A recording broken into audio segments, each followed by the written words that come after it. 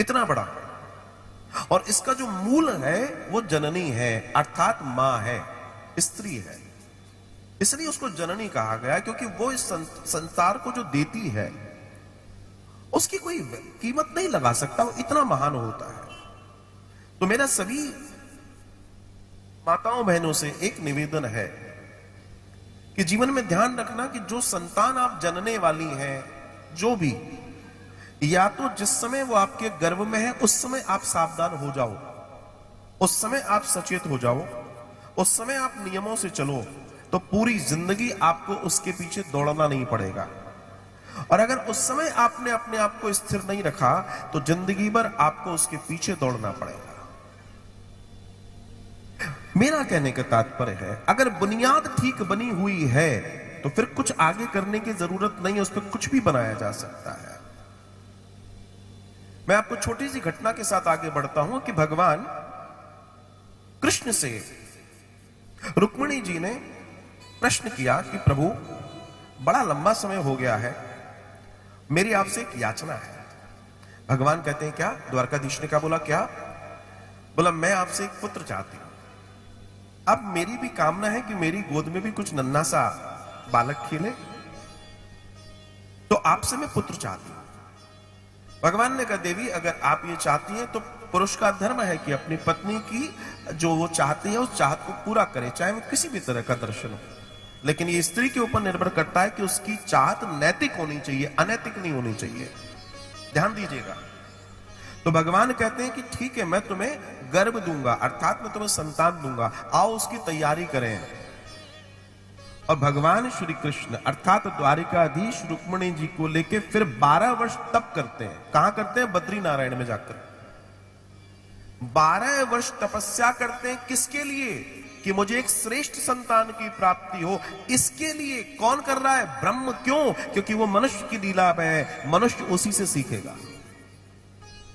करने को वो कुछ भी कर सकते हैं, लेकिन उन्होंने उस मर्यादा का पालन किया और 12 वर्षों तक बद्री नारायण में जाकर उन्होंने तप किया और तप के बाद फिर गर्भाधान किया है। और जब गर्भाधान हुआ है तो उन्हें प्रद्युम्न पैदा हुए, जो भस्म हो गए थे ना, हमने कल कथा सुनी, वही फिर बालक के रूप में आए हैं। तो प्रद्युम्न का दर्शन कैसा है? तो धर्मशास्त्रों का दर्शन आता है कि प्रद्युम्न कैसे दिखते हैं? बिल्कुल कृष्ण के जैसे दिखते हैं।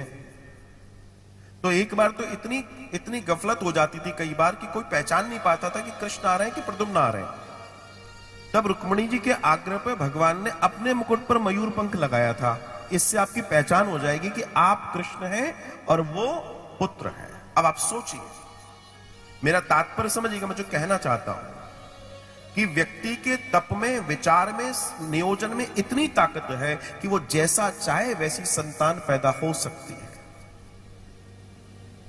अब आजकल छोटे छोटे से नन्हे नन्हे से बच्चे भी 1 साल 2 साल के हुए, मोबाइल हाथ में पकड़े हैं। आप विचार कर सकते हैं, जिसके लिए आप अच्छा स्कूल ढूंढेंगे, जिसके लिए आप अच्छे कपड़े देखेंगे, जिसके लिए आप अच्छा खाना देखेंगे, जिसके लिए आप सब कुछ अच्छा करेंगे, उसकी जिंदगी आप अपने मोबाइल को देकर बर्बाद कर रहे हैं। क्योंकि आप सोचते हो ये इंगेज रहेगा, हम अपने काम निपटा लेंगे। वो इंगेज नहीं रहेगा। आप कल्पना नहीं कर सकते आप उसका कितना घाटा कर रहे हैं। अच्छा, वो ऐसा कर क्यों रहा है? क्योंकि जब वो गर्भ में था तो उसकी मां यही कर रही थी। वो ये चीजें क्यों खा रहा है? क्योंकि जब वो गर्भ में था उसकी मां यही कह रही थी, सुनो ये लेते आना, आज हमें ये खाना है, आज हमें ये करना है। और वो कर रहा था। वो पूरा प्रभाव उस बच्चे में जा रहा था। बाद में हम कह रहे हैं बच्चे ऐसे क्यों हैं? अरे अपने आप को तो सोचो, तुम ऐसे हो तो बच्चे ऐसे हैं। आपने उनका निर्माण जैसे किया वो वैसे बन गए। इसलिए कहा गया कि जब संतान गर्भ में आए, वो सिर्फ उस स्त्री जिसके गर्भ में आई है संतान, उसका ही धर्म नहीं है। घर के हर व्यक्ति जो उस परिवार में रह रहा है, सबको बहुत सावधान रहना है। क्योंकि किसी का कोई प्रभाव अगर उस पर चला गया तो बाद में रोते बैठोगे। क्योंकि बातों से, सुनने से, हर चीज से उस बच्चे पे प्रभाव जा रहा है। अब पता पड़ा कि बच्चा पैदा हुआ और थोड़ा सा बड़ा हुआ और पता पड़ा खूब गालियां बक रहा है। अब न मैया बेचारी वैसी, न पिताजी वैसे, लेकिन दादाजी खूब सुना उसने, अंदर बैठे बैठे जो सुना वो बोल रहा है। अब यहां दादाजी को सोचना है कि तुमने जो किया वो किया, लेकिन उस बच्चे पे जो छोटे नई पौध आ रही है उस पर तुम्हारी आदतों का प्रभाव ना जाए।